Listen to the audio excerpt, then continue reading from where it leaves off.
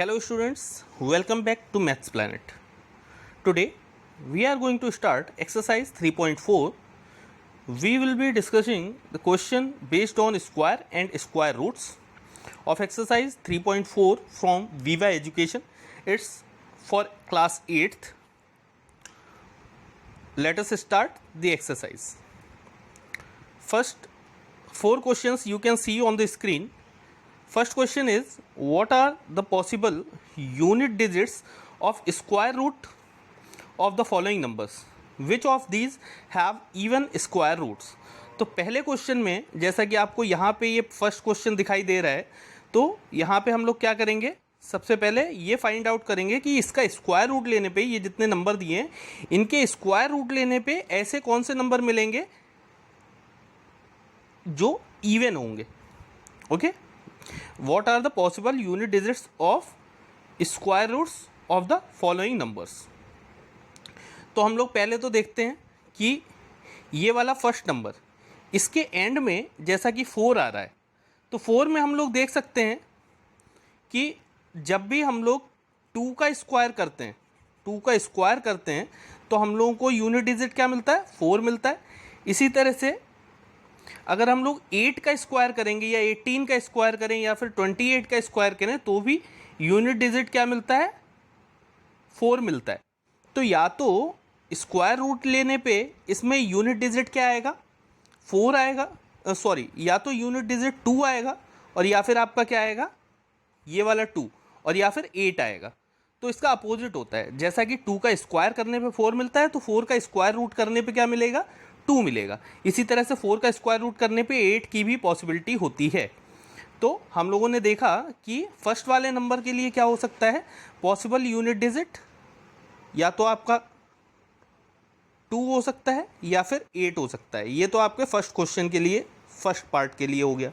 Second की बात करें तो एंड में जैसा कि 25 मिल रहा है, तो ऐसा नंबर जिसके एंड में 5 है तो हम लोग सिर्फ 5 चेक नहीं करते, 2 डिजिट्स चेक करते हैं. तो 2 डिजिट्स, लास्ट के 2 डिजिट चेक करने पे हमें पता चला कि यहाँ पे 25 आ रहा है, तो इसका स्क्वायर रूट लेने पे हमें पता होना चाहिए कि क्या मिलेगा, हम लोगों को 5 मिलेगा एंड में, क्योंकि 5 का स्क्वायर करने पे ही 25 मिलता है. तो इसका आंसर क्या हो जाएगा, सेकेंड वाले का हो जाएगा आंसर 5. ओके, तो इस तरह से ये 2 पार्ट हो गए हैं. और ऐसे ही आप थर्ड पार्ट देखेंगे ये वाला, तो यहाँ पे आपको एंड में क्या दिखाई दे रहा है, 4 दिखाई दे रहा है. तो 4 का स्क्वायर रूट लेने पे यूनिट डिजिट जो है वो 4 है. 4 का स्क्वायर रूट लेने पे हमें पता है कि या तो 2 आएगा और या फिर 8 आएगा. तो इसका भी आंसर फर्स्ट वाले की तरह 2 and 8 both are the possibilities of being a unit digit if we are taking square root. Similar way में फोर्थ पार्ट की बात करें तो एंड में 25 है, तो उसका स्क्वायर रूट लेने पे पॉसिबिलिटी है कि यूनिट डिजिट क्या आएगा, आपका 5 आएगा. दूसरी चीज़, अगर हम लोग इस वाले नंबर की बात करें ई पार्ट की, तो एंड में आ रहा है 6. तो 6 2 केसेस में पॉसिबल होता है, या तो आपका 4 का स्क्वायर करने पे आपको क्या मिलता है, 16 मिलता है, और या फिर 6 का स्क्वायर करने पे आपको क्या मिलता है, 36 मिलता है. तो स्क्वायर करने पे यूनिट डिजिट 6 तभी मिल सकता है आपको जब आपके स्क्वायर रूट में वाले नंबर में या तो 4 हो और या फिर 6 हो. तो इस वाले क्वेश्चन के आंसर में आपको क्या लिखना है, 4 या फिर 6. These are 2 possibilities when taking square root. इसी तरह से लास्ट में आप लोग देख ही सकते हैं कि लास्ट वाले पार्ट में एंड में 0 आ रहा है, तो 0 हमेशा ऐसे नंबर का स्क्वायर लेने पे आता है जिसके एंड में सेल्फ में 0.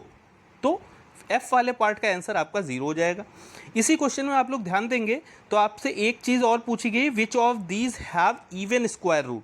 तो आप लोगों को ये बात याद रखनी होगी कि जैसे कि हम लोग 1 का स्क्वायर करते हैं तो 1 मिलता है, 2 का स्क्वायर करते हैं तो 4 मिलता है, 3 का स्क्वायर करते हैं तो 9 मिलता है. इन द सेम वे 4 का स्क्वायर करते हैं तो हम लोगों को 16 मिलता है. तो इस तरह से आप लोग एंड तक जब 9 डिजिट या 0 तक जाएंगे तो आपको एक बात पता चलेगी कि इवन नंबर के स्क्वायर करने पे हमेशा हमें आंसर कैसा मिलता है, इवन नंबर मिलता है, और ऑड नंबर का स्क्वायर करने पे हमेशा हमें ऑड नंबर स्क्वायर में मिलता है. तो आप लोग देख के बता सकते हैं कि इनका स्क्वायर रूट इस वाले नंबर, ये इवन नंबर है तो इसका इवन नंबर स्क्वायर रूट में भी आएगा. इसी तरह से ये इवन नंबर है तो इसके स्क्वायर रूट में भी इवन आएगा, और लास्ट के दो नंबर्स जो दिखाई दे रहे हैं आपको वो भी इवन हैं। तो पार्ट ए, सी, ई और एफ में आपको स्क्वायर रूट लेने पे इवन आंसर मिलेगा। चलिए अब हम लोग चलते हैं नेक्स्ट पार्ट की तरफ। Question number 2। क्वेश्चन नंबर 2 में find the square root of the following using prime factorisation. ठीक है, प्राइम फैक्टराइजेशन का यूज़ करके आपको स्क्वायर रूट लेना है। तो हम लोग देख लेते हैं कि प्राइम फैक्टराइजेशन का यूज़ कैसे करते हैं। ठीक है, तो देखिए अभी इसमें प्लस कर लेते हैं स्लाइड, और जब बैक स्लाइड में हम लोग जाएंगे तो देखते हैं फर्स्ट क्वेश्चन क्या था। फर्स्ट है हमारा नंबर 576। तो इसमें किस तरह से यूज़ करेंगे देखिए। तो पहले तो हम लोग नंबर लिख लेते हैं जो भी दिया हुआ होता है हम लोगों को 576। अब इसके हम लोग जब प्राइम फैक्टराइजेशन करेंगे तो 2 2 ज़ा 4, 1 रिमाइंडर 17, 2 8 ज़ा 16 एंड अगेन 1 रिमाइंडर 2 8 ज़ा 16। अगेन इसे 2 से डिवाइड करेंगे तो हम लोगों को मिलेगा 1 4 4। ओके, फिर से हम लोग इसे 2 से डिवाइड करेंगे तो 2 7 ज़ा 14 एंड 2 2 ज़ा 4। फिर से डिवाइड करेंगे तो 2 3 ज़ा 6 एंड 2 6 ज़ा, again dividing by the same number 18। फिर से 2 से डिवाइड करेंगे तो 9 आएगा, और इसे डिवाइड करेंगे तो हम लोगों का क्या आता है 3 आता है। ठीक है, तो इस तरह से आप लोग देख सकते हैं 576 के प्राइम फैक्टराइजेशन करने पे हमें टोटल फैक्टर्स क्या मिल रहे हैं। 2 2 वेट 2 2 2 2 कितने टाइम्स आ रहा है 1 2 3 4 5 6 टाइम्स आ रहा है 2।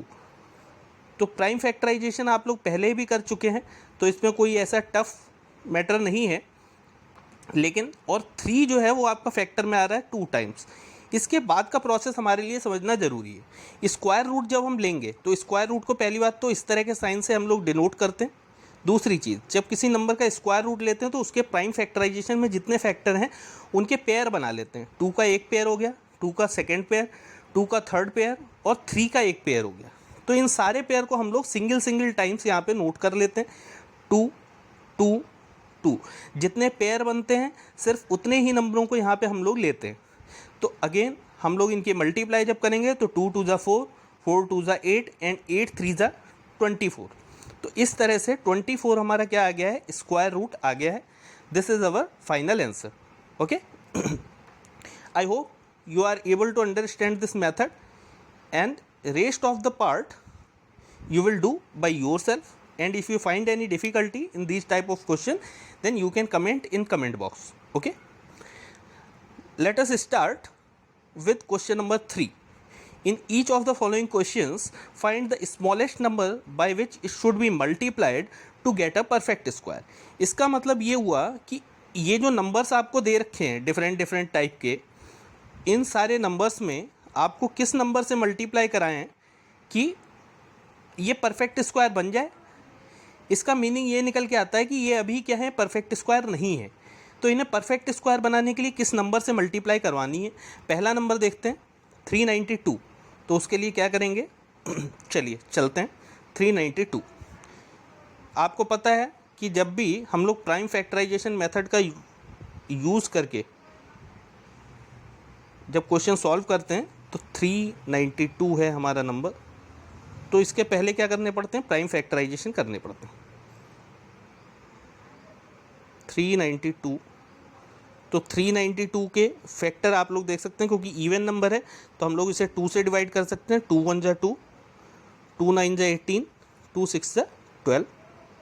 अभी इसे फर्दर 2 से डिवाइड करेंगे तो 2 9 ज़ा 18, 2 8 ज़ा 2, 4 ज़ा 8, 2 9 ज़ा अगेन 7, 7 ज़ा 7 1 ज़ा।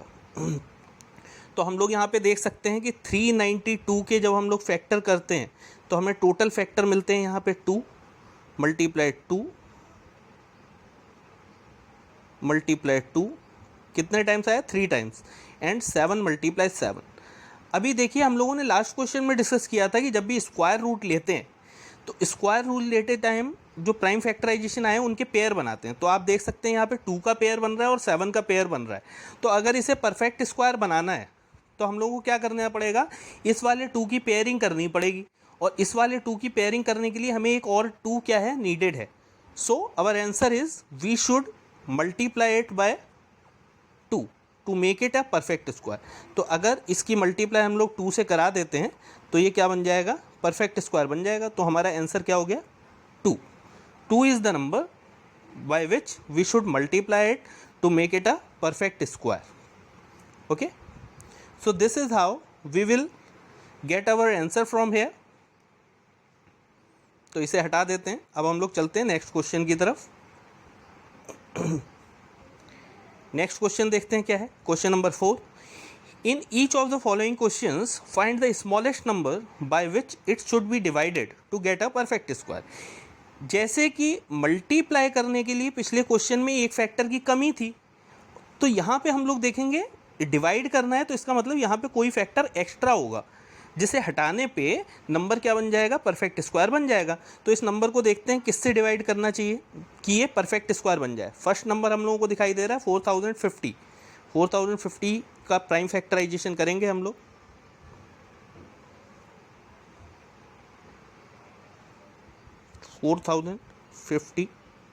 का प्राइम फैक्टराइजेशन जब हम लोग करते हैं तो 2 से पहले तो डिवाइड करेंगे, 2 2 ज़ा 4, 0, 2 2 ज़ा 4, 2 5 ज़ा। Again we can see unit digit is 5, तो हम लोग 5 से डिवाइड करेंगे, 5 4 ज़ा 20, 0, 5 5 ज़ा 25। 5 से अगेन डिवाइड करेंगे, 5 8 ज़ा 40, 5 1 ज़ा। अगेन ये डिवाइड हो जाएगा। अगर आप चाहें तो 3 3 से 4 टाइम डिवाइड कर सकते हैं, या आपको अगर दिखाई दे रहा है कि 9 9 जा 81 होता है तो आप इसे डायरेक्ट 9 से भी डिवाइड कर सकते हैं। ओके, तो अभी इसके प्राइम फैक्टराइजेशन में क्या आ गया है, 4050 इक्वल टू, जो फैक्टर्स आए हैं वो नोट कर लेते हैं, 2 × 5 × 5 × 5 नहीं, 5 जो है वो सिर्फ 2 टाइम्स आया है, 9 × 9। इस तरह का फैक्टराइजेशन कुछ आया है। अब आप देख सकते हैं 5 का पेयर यहाँ पे बन रहा है, 9 का पेयर बन रहा है, और ये 2 जो है इसका पेयर नहीं बन रहा है। अगर इसी से डिवाइड कर दें, इस कंप्लीट नंबर को अगर हम इससे डिवाइड करें तो ये कैंसिल हो जाएंगे ना। तो इसलिए हमारा आंसर भी क्या होगा, जो सिंगल नंबर बचा है वही हमारा आंसर होगा, कि अगर हम 2 से डिवाइड कर दें तो हमारा आंसर क्या हो जाएगा, परफेक्ट स्क्वायर बन जाएगा। एक चीज़ और आपको याद रखनी है, अगर मान लीजिए यहाँ पे कोई नंबर ऐसा होता कि जहाँ पे एक बार 2 आता और एक बार 7 आता, तो ये दोनों नंबर क्या हैं, इनकम्प्लीट हैं, तो हम लोग 2 7 जा की मल्टीप्लाई करा देते। इसका मतलब हमें किससे डिवाइड करना होता, 14 से डिवाइड करना होता। ठीक है, तो हमारा आंसर बन जाता 14। तो इस तरह से आप इस क्वेश्चन को कर सकते हैं। इस टाइप के सारे क्वेश्चन को why what number we should multiply और why what number we should divide. So these are the 4 questions of this exercise. I hope you are able to understand. Now move to question number 5 and 6.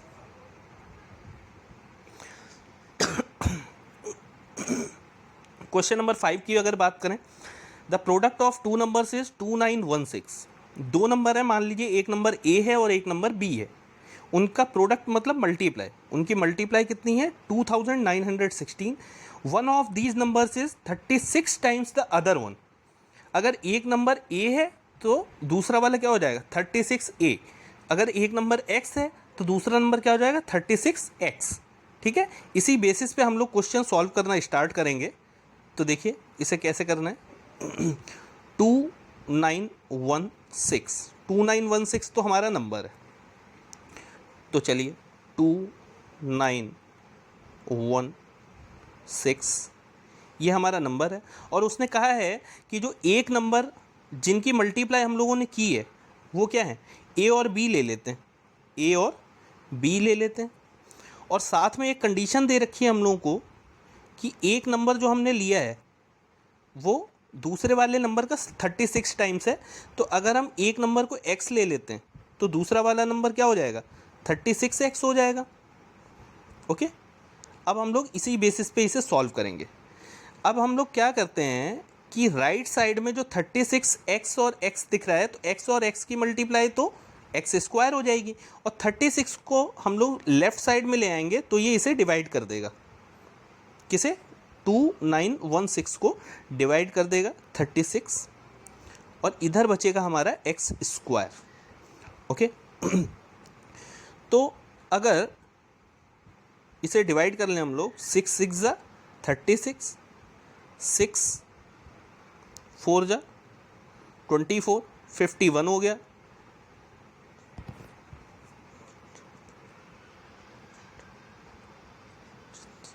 इसे divide करने पे ये आ गया। अभी इसे further divide करेंगे हम लोग, तो इधर साइड में कर लेते हैं। तो एक्स स्क्वायर इक्वल टू हमारे पास मिल रहा था, एक्स स्क्वायर इक्वल टू मिल रहा था 486 डिवाइडेड बाय 6। इसे फिर से डिवाइड कर लेते हैं 6 से, 6 8 जा एंड 6 1 जा।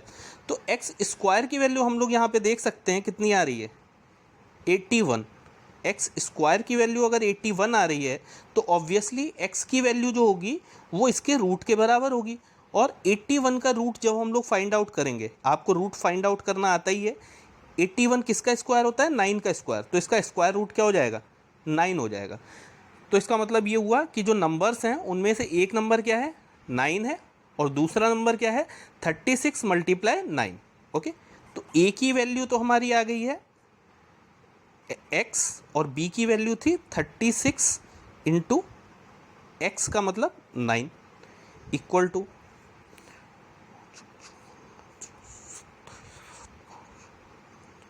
324। तो ये हमारे दोनों नंबर हो गए जो जिन नंबरों की हम लोगों को मल्टीप्लाई करवानी थी। ठीक है, सो this is how you can find out the numbers. तो इसे हटा देते हैं। अगर आप लोगों को समझ में आ गया है तो अच्छी बात है, नहीं आया है then you can put your doubt in comment box, we will try to resolve it. Next question देखते हैं हम लोग, 6 question. A group of boys collected 256 marbles on some project. Marbles का मतलब जो हम लोग बॉल्स होती हैं, राउंड बॉल्स होती हैं, जिन्हें हम लोग हिंदी में कंचे भी बोलते हैं। ठीक है ना, काफ़ी लोकल लैंग्वेज में इस टाइप से बोलते हैं। तो मार्बल जिनसे हम लोग खेलते हैं, राउंड जो आपकी स्फेरिकल बॉल्स होती हैं उनके थ्रू। तो 256 बॉल्स जो हैं वो कलेक्ट की हैं। The contribution of each boy was equal the number of boys. तो इस टाइप के क्वेश्चंस में जैसे कि जितने नंबर ऑफ बॉयज़ हैं उतने ही मार्बल्स कंट्रीब्यूट किए हैं हर बॉय ने। तो आप एक बात बताइए, तो टोटल मार्बल कितने हो रहे हैं, 256 हो रहे हैं। तो हम लोगों को ये निकालना है कि कितने बॉयज़ क्लास में थे या इनके ग्रुप में कितने बॉयज़ थे। तो इसे देखते हैं, नंबर देख लेते हैं एक बार फिर से, 256। ठीक है, तो इसे याद रखने के लिए हम लोग यहाँ पे लिख लेते हैं 256। एक बात बताइए, मान लीजिए क्लास में 10 बॉयज़ थे और हर बॉय ने 5 मार्बल्स का कंट्रीब्यूशन किया होता, तो टोटल मार्बल्स इसी तरीके से तो निकालते हैं हम लोग, number of boys multiply by contribution of each boy, ऐसे ही निकालते। तो इसी तरह से हम लोग क्या करते हैं, हम लोग ये मान लेते हैं कि जितने मार्बल्स थे उतने ही हर बॉय ने जितने स्टूडेंट्स थे या जितने बॉयज़ थे उतने ही मार्बल्स कंट्रीब्यूट किए गए। तो ये ले लेते हैं, let the number of boys equal to x. Let number of boys equal to x ले लेते हैं। तो हमें पहले ही बता रखी कंडीशन कि जितने बॉयज़ हैं उतने ही हर स्टूडेंट क्या करता है, कंट्रीब्यूशन करता है। तो एक्स की मल्टीप्लाई एक्स से ही हो जाएगी। ठीक है, एक्स की मल्टीप्लाई एक्स से ही हो जाएगी। तो हमारा टोटल मार्बल्स कितने दे रखे थे, 256 दे रखे थे। तो इसे यहाँ से हटा देते हैं, इसकी ज़रूरत नहीं है अभी हमें 256 की। ये यहाँ पे जहाँ पे रखना था हम रख चुके हैं। आगे चलते हैं, तो ये इक्वेशन कन्वर्ट हो जाएगी, एक्स स्क्वायर इक्वल टू 256।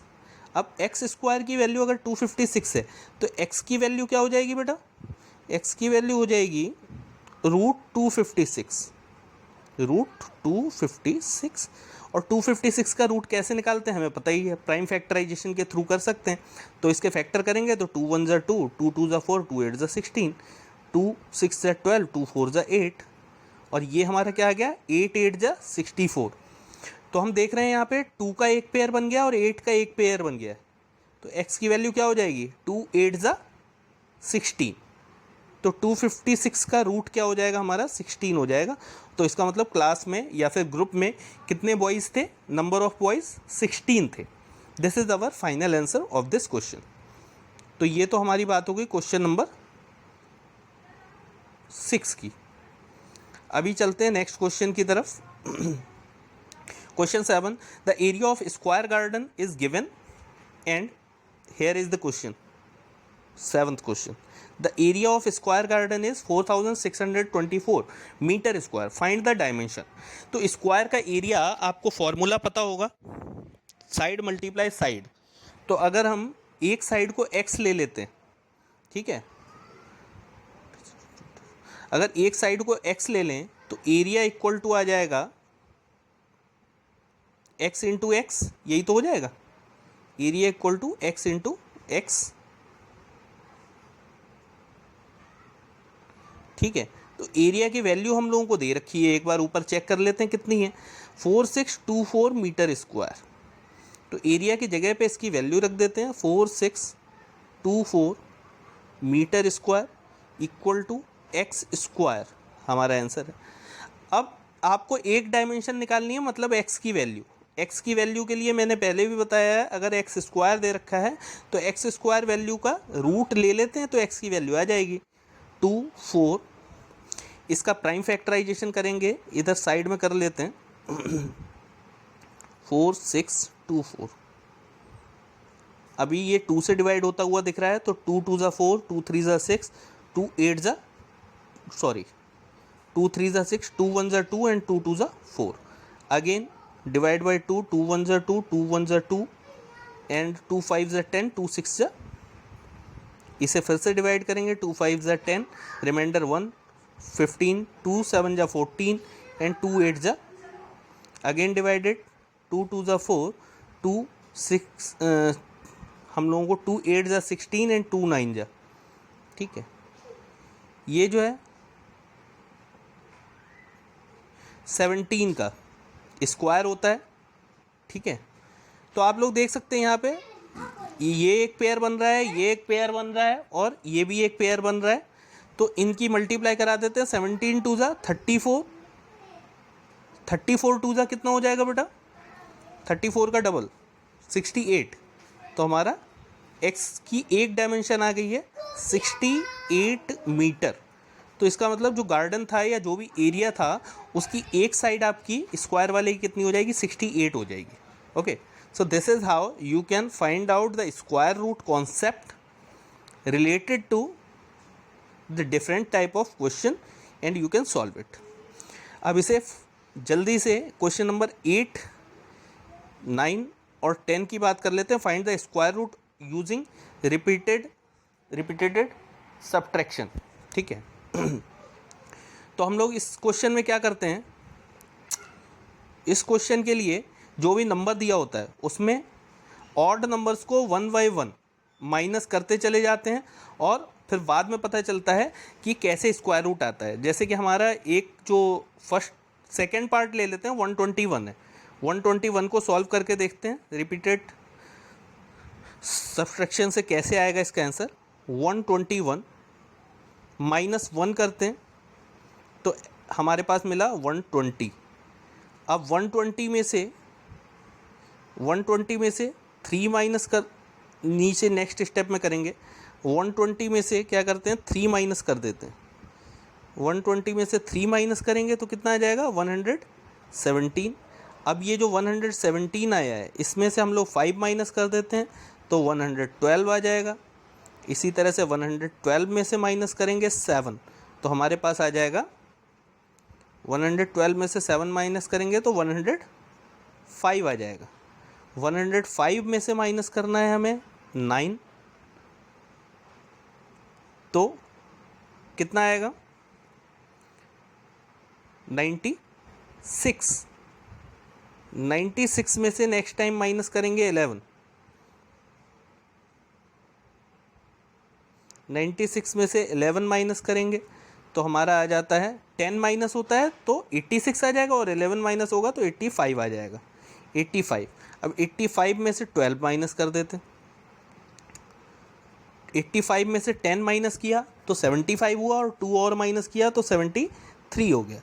73 में से 13 माइनस करेंगे, 73 माइनस, सॉरी यहाँ पे थोड़ी सी मिस्टेक हुई है, इसे ठीक कर लेते हैं. हम लोग लास्ट वाले स्टेप में क्या माइनस करने वाले थे, ऑड नंबर माइनस कर रहे थे तो यहाँ पे 3 माइनस होगा. 85 माइनस 13 तो 73,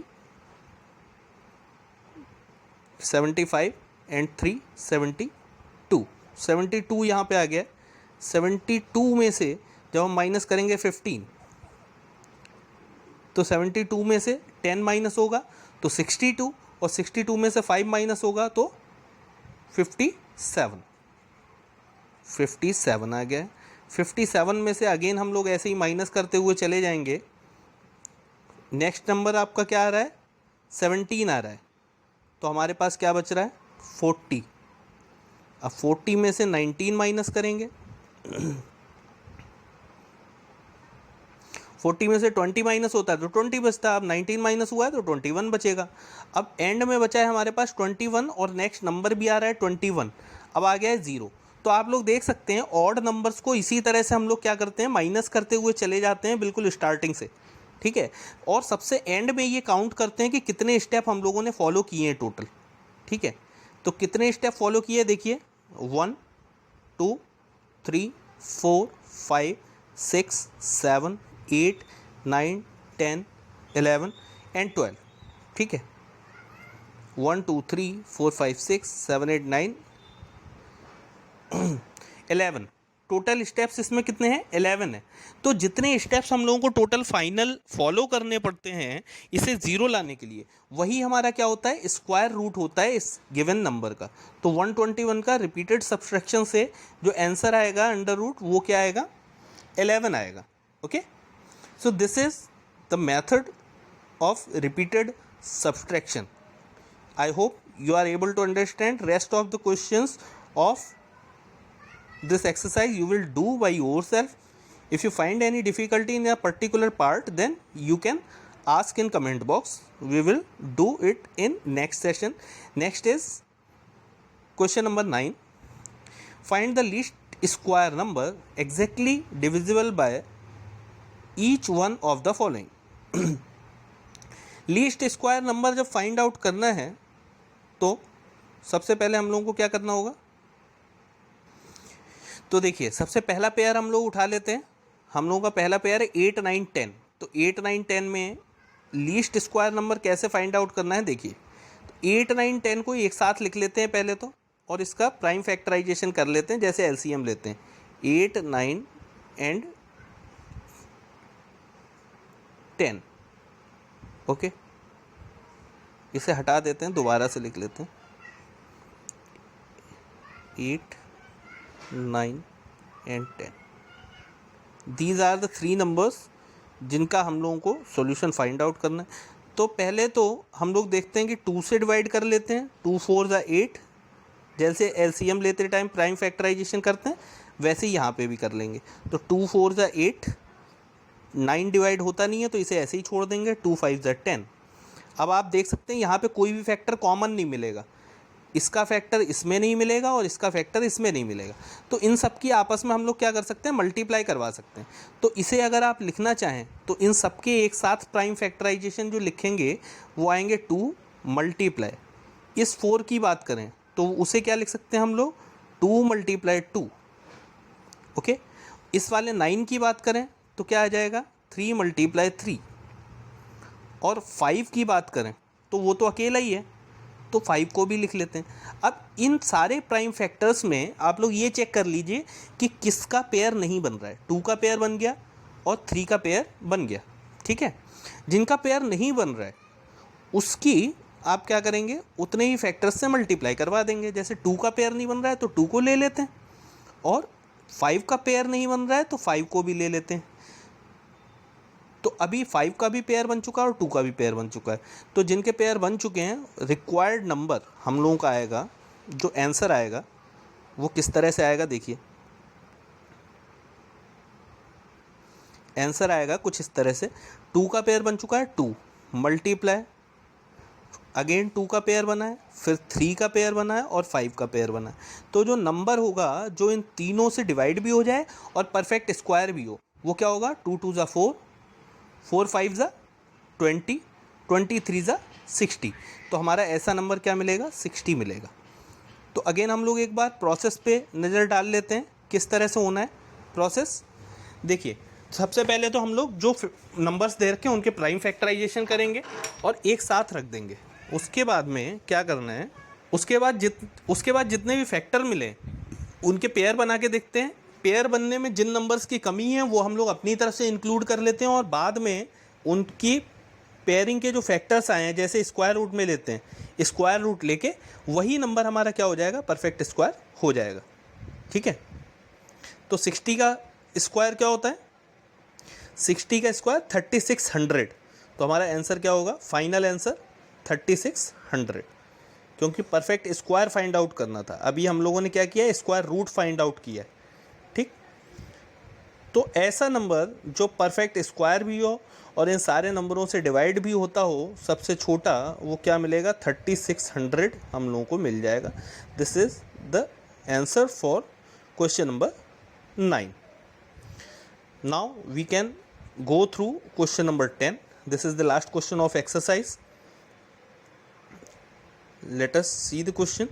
Write the prime factorization of the following numbers and hence their square roots.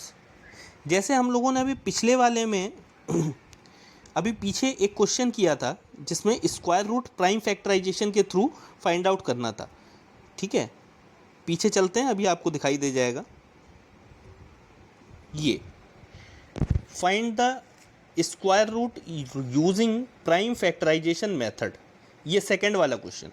तो इसी क्वेश्चन की तरह आप लोगों को ये वाला क्वेश्चन भी करना है, question number 10। Okay, so these are all questions of question number exercise 3.4. I hope you are able to understand all the question. If you find any difficulty, put it in comment box. If you are new on the channel, you can subscribe it so that whenever new video is uploaded, you will be notified. Okay, till then, take care. Thank you.